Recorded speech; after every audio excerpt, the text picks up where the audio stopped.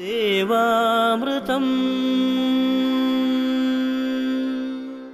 ദേവാമൃതത്തിൽ ഇനി വാസ്തുശാസ്ത്രം. ദേവാമൃതം. വാസ്തു ജ്യോതിഷപരമായ പ്രശ്ന പരിഹാരങ്ങൾ നമുക്ക് നിർദ്ദേശിച്ചു തരുവാനും ഒപ്പം വാസ്തുശാസ്ത്രത്തെക്കുറിച്ച് തന്നെ ഒട്ടനവധി കാര്യങ്ങൾ നമ്മളുമായി ചർച്ച ചെയ്യാനും ഒക്കെയായി പ്രമുഖ വാസ്തു ജ്യോതിഷാചാര്യൻ ശ്രീ ഡെന്നിസ് ജോയാണ് ഇവിടെ എത്തിച്ചേർന്നിട്ടുള്ളത്. അദ്ദേഹത്തെ വളരെ ബഹുമാനത്തോടെ, സന്തോഷത്തോടെ, സ്നേഹത്തോടെ നമുക്ക് സ്വാഗതം ചെയ്യാം ഇന്നത്തെ ഈ അധ്യായത്തിലേക്ക്. നമസ്കാരം. ഇന്നത്തെ കത്തിലേക്ക് പോകാം. ഏറെ പ്രിയമുള്ള ഡെന്നിസ് ജോയ് സർ, ഞാൻ മാവേലിക്കരയിൽ നിന്നും എഴുതുന്നു. ഇവിടെ 25 സെൻറ്റ് സ്ഥലത്ത് ആണ് എൻ്റെ വീട് നിൽക്കുന്നത്. ഈ വീട് പൊളിച്ചു കളഞ്ഞ് പുതിയ വീട് വയ്ക്കുവാൻ തീരുമാനിച്ചിരിക്കുകയാണ്. അതനുസരിച്ചൊരു പ്ലാൻ വരച്ചിട്ടുണ്ട്. അതാണ് ഇവിടെ കൊടുത്തിരിക്കുന്നത്. ഇതിൽ എന്തൊക്കെ മാറ്റങ്ങൾ വരുത്തണമെന്ന് ദയവായി പറഞ്ഞു തരണം. സ്ഥലത്തിൻ്റെ പ്രശ്നങ്ങൾ എന്തെങ്കിലും ഉണ്ടോ എന്ന് ദയവായി നോക്കി തരണം. സ്ഥലത്തിൻ്റെയും വീടിൻ്റെയും പ്ലാൻ ഇതോടൊപ്പം അയക്കുന്നുണ്ട്. ദയവായി മറുപടി തന്ന് സഹായിക്കണമെന്ന് ഉല്ലാസ്. ഈ ഒരു വീട് പ്ലാൻ ചെയ്യുമ്പോൾ ഓൾറെഡി ഇതിന് തെക്ക് ഭാഗത്തായിട്ട് മതിൽ കെട്ടിയിരിക്കുന്നതായിട്ട് കാണാറില്ല. കാരണം വെച്ചാൽ തെക്ക് ഭാഗത്ത് ഇതിനകത്തൊരു വഴിയും കാണുന്നുണ്ട്. കാരണം വെച്ചാൽ ശരിക്കും ഒരു മെയിൻ റോഡിൽ നിന്ന് തെക്ക് ഭാഗത്തോട്ടൊരു വഴിയാണ് കൊടുത്തിരിക്കുന്നത്. കാരണം വെച്ചാൽ ഒരു ടി ഷേപ്പ് എന്ന് ഞങ്ങൾ വാസ്തുവിൽ പറയും. അപ്പം ഇവർ കിഴക്ക് ഭാഗത്തേക്കാട്ടിൽ 1-2 ഇഷ്ടിക കൂട്ടിയെടുത്ത് തെക്ക് ഭാഗത്തും പടിഞ്ഞാറ് ഭാഗത്ത് ഇവർ ഹൈറ്റ് കൂട്ടിയെടുക്കണം. രണ്ടാമത്തെ ഒരു കാര്യം, നിലവിൽ ഇതിനകത്തൊരു കിണർ ഉണ്ട്. കാരണം വെച്ചാൽ ഇതിനകത്ത് ഇപ്പം നിലവിലൊരു വീട് ഉള്ളതാണ് ഇതിനകത്ത്. അപ്പോൾ ആ വീട് പൊളിച്ച് കളഞ്ഞിട്ട് ഇവർ ചെയ്യാൻ വേണ്ടിയാണ്. അപ്പം നിലവിൽ ഒരു 10 മീറ്ററോളം കിഴക്കോട്ട് നീങ്ങിയിട്ടാണ് ഇതിൻ്റെ ഒരു കിണർ വന്നിരിക്കുന്നത്. അപ്പം ഇവർ പുതിയ വീട് പ്ലാൻ ചെയ്യുമ്പോൾ ഇതിൻ്റെ ഈശാന രേഖ ഈ കിണറിൽ തട്ടാതെയും ബ്രഹ്മസൂത്രം ഒന്നും ഇതിൽ തട്ടാതെ ഇരിക്കത്തക്കോണം പ്രത്യേകം ശ്രദ്ധിക്കണം. അതുപോലെ തെക്ക് പടിഞ്ഞാറ് ഭാഗത്തായിട്ട് ഒരു എൽ ഷേപ്പിലെ അകത്തേക്ക് ഒരു കട്ടിങ് കാണുന്നുണ്ട്. കാരണം വെച്ചാൽ അങ്ങനെ വരുമ്പോൾ വസ്തുവിൻ്റെ തെക്ക് പടിഞ്ഞാറ് മൂല ഛേദിച്ച് പോകുന്ന അവസ്ഥയായിരിക്കും വാസ്തുവിൽ പറയുക. അപ്പോൾ ആ ഒരു ഭാഗം കൂടി ഭൂമിക്ക് അടിയിൽ കൂടി കെട്ടി ഇവർ സ്ക്വയർ ചെയ്തിട്ട് വേണം ഇവർ വീട് പണി മുന്നോട്ട് പോകാനായിട്ട്. അതുപോലെ നിലവിൽ ഇപ്പം നിൽക്കുന്ന ഈ വീടിൻ്റെ ഫൗണ്ടേഷൻ ഉൾപ്പെടെയുള്ള എല്ലാ സാധനങ്ങളും ഇവർ പൂർണ്ണമായിട്ടും മാറ്റിയെന്ന് ഉറപ്പാക്കണം.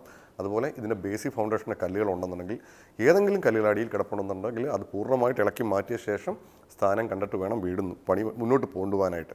അതുപോലെ ഇപ്പം നിലവിൽ ഇതിൻ്റെ കിഴക്കുകിഴക്ക് ഭാഗത്തായിട്ട് ഒരു നായ്ക്കൂട് കാണുന്നുണ്ട്. ആ നായ്ക്കൂട് പൂർണ്ണമായിട്ട് ഇതിനകത്ത് പൊളിച്ചു മാറ്റണം. അതുപോലെ നോർത്ത് ഈസ്റ്റ് ഭാഗത്തായിട്ട് ഇപ്പം ഇവിടെ ഇനിയും വരുന്ന പ്ലാനിൽ ഒരു പൂജാ റൂം ഇതിനകത്ത് കൊടുത്തിട്ടുണ്ട്. കാരണം ഈ പൂജാ റൂമിൻ്റെ ഡോറ് വെളിയിലേക്കാണ് കൊടുത്തിരിക്കുന്നത്. അത് വീടിനകത്തേക്ക് കൊടുക്കുകയാണെങ്കിൽ കൂടുതൽ ഐശ്വര്യമായിട്ട് കാണുന്നുണ്ട്. അതുപോലെ ചുറ്റളവ് ഒരു 170 സെൻറ്റിമീറ്റർ കൂടി കൂട്ടിയെടുക്കുക. 170 സെൻറ്റിമീറ്റർ കൂടി ഇവർ കൂട്ടിയെടുക്കുമ്പോൾ 79 കോല് വരും.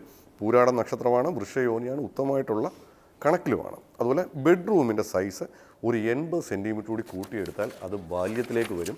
കാരണം ബെഡ്റൂമിൻ്റെ സൈസ് ഇപ്പം നിലവിൽ ഇതിനകത്ത് കൊടുത്തിരിക്കുന്നത് തെറ്റാണ്. അതുപോലെ ചുറ്റളവും തെറ്റാണ്. ഈ 2 കാര്യങ്ങൾ ഇവർ കൃത്യമായിട്ട് പാലിക്കണം. അതുപോലെ ഇതിൻ്റെ ദർശനം എന്ന് പറയുന്നത് കിഴക്കോട്ട് വരുന്ന ഒരു വീടാണ്. അതുപോലെ കിഴക്കുടക്ക് ഭാഗത്തായിട്ട് പൂജാമുറി കൊടുത്തിട്ടുണ്ട്. അത് വീടിന് ഐശ്വര്യമാണ്. അതിൻ്റെ വാതിൽ അകത്തേക്കാക്കണം. അതുപോലെ മെയിൻ ഗേറ്റ് വരുമ്പോൾ നിലവിൽ ഇതിൻ്റെ മെയിൻ ഗേറ്റ് കൊടുത്തിരിക്കുന്നത് തെക്ക് കിഴക്ക് ഭാഗത്താണ്. തെക്ക് കിഴക്ക് ഭാഗത്ത് ഈസ്റ്റിലോട്ട് ദർശനമുള്ള വീടിന് നമ്മൾ ഗേറ്റ് കൊടുക്കാറില്ല. ഈസ്റ്റിലോട്ട് ദർശനമായ വീടിന് ഒന്നുകിൽ കിഴക്കുവടക്ക് ഭാഗത്തോ അല്ലെങ്കിൽ മദ്യം വിട്ട് കിഴക്കുവടക്ക് ഭാഗത്തേക്ക് ഇതിൻ്റെ ഗേറ്റ് കൊടുക്കാൻ ശ്രദ്ധിക്കണം. ഇത്രയും കാര്യങ്ങൾ മാത്രമേ ഇതിനകത്ത് ക്ലിയർ ചെയ്യണം. അതുപോലെ വസ്തുവുമായിട്ട് ബന്ധപ്പെട്ട് വലിയ ദോഷങ്ങളൊന്നും ഞാൻ കാണുന്നില്ല. കൃത്യമായിട്ടുള്ളൊരു സമയം കുറിച്ച് നല്ലൊരു സമയം നോക്കി ഇതിനകത്ത് കല്ലിട്ട് വീട് പണി സ്റ്റാർട്ട് ചെയ്യുക. മറ്റു ദോഷങ്ങളൊന്നും ഞാൻ കാണുന്നില്ല. മാസ്റ്റർ ബെഡ്റൂമിന് ഒരു ഹാളിനേക്കാളും വലിപ്പം ഉണ്ടായാൽ അങ്ങനെ ഒരു കണക്ക് പറയാറുണ്ടല്ലോ. ബേസിക്കലി ഇതിൽ കൂടുതൽ വലിപ്പമാവാൻ പാടില്ല, അതിനേക്കാളും അങ്ങനെ പറയാറുണ്ടല്ലോ. ഹാളിനേക്കാളും അങ്ങനെ കമ്പയർ ചെയ്തോ അല്ലെങ്കിൽ കിച്ചനേക്കാളും അങ്ങനെയൊക്കെ വലിയ കിച്ചൺ നല്ലതല്ല, മറ്റുള്ള മുറിയേക്കാളും അതെ, കിച്ചൻ്റെ അളവ് നമുക്ക് കൂടാൻ പാടില്ല. അപ്പോൾ കിച്ചൻ്റെ അളവ് നമ്മൾ ചെയ്യുമ്പോൾ ഇപ്പം ചില ആൾക്കാർക്ക് വലിയ കിച്ചണാണ് ചിലർക്ക് താല്പര്യം, ചിലർക്ക് ചെറിയ കിച്ചൺ മതി. അപ്പം കിച്ചൺ മാത്രം എന്നുള്ളൊരു സബ്ജക്റ്റ് അല്ല. നമ്മൾ ചെയ്യുമ്പം ഒരു വീടിൻ്റെ ബേസിക് ഫൗണ്ടേഷൻ ഒരു കണക്കുണ്ട്.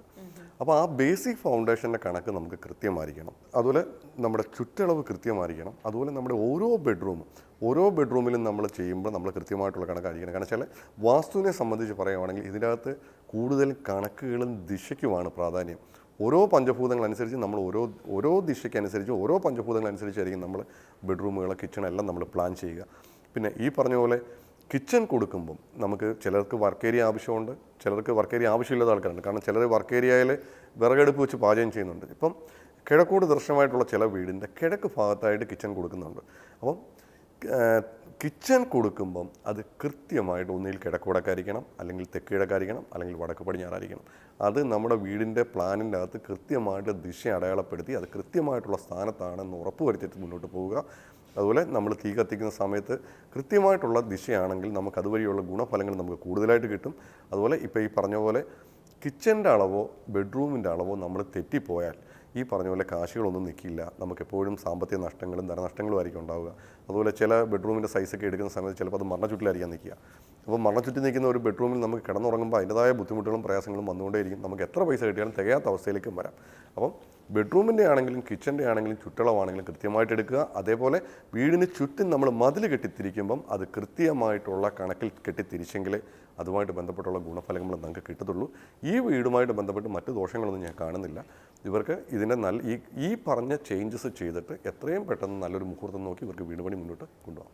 വാസ്തുശാസ്ത്രത്തിൻ്റെ ഇന്നത്തെ അധ്യായം ഇവിടെ പൂർണ്ണമാവുകയാണ്. വാസ്തു ജ്യോതിഷപരമായ പ്രശ്നപരിഹാരങ്ങൾക്ക് വാസ്തു ജ്യോതിഷാചാര്യൻ ശ്രീ ഡെന്നിസ് ജോയിൽ നിന്ന് മറുപടി ആഗ്രഹിക്കുന്നവർ താഴെ കാണുന്ന നമ്പറിൽ അദ്ദേഹത്തെ കോൺടാക്ട് ചെയ്യാവുന്നതാണ്. അതുപോലെ തന്നെ നിങ്ങളുടെ വാസ്തു ജ്യോതിഷപരമായ പ്രശ്നപരിഹാരങ്ങൾക്ക് ഞങ്ങൾക്ക് എഴുതിയിരിക്കേണ്ട വിലാസം: Jyothi producer, Devamritham, Kaumudi TV, Kaumudi buildings, Pettah, Thiruvananthapuram. ദേവാമൃതത്തിൻ്റെ മനോഹരമായ ഇന്നത്തെ അധ്യായം ഇവിടെ വിടവാങ്ങുകയാണ്.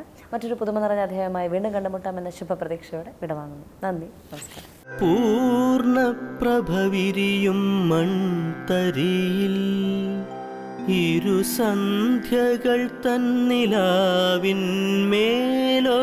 പ്രഭയായി കൊളുത്തുന്നു ദീപനാളം. അതു തൻ കൃപയായി പകരുന്നു ദേവാമൃതം.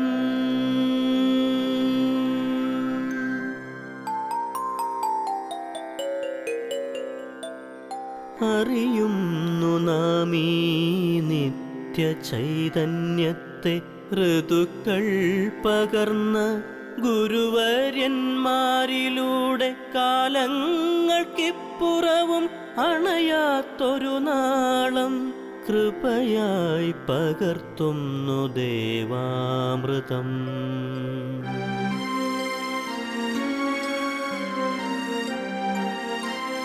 മറക്കുന്നു നാം ഇന്നു നമ്മളെ തന്നെ വേദാന്തമില്ലാത്ത നാൾ വഴിയിൽ.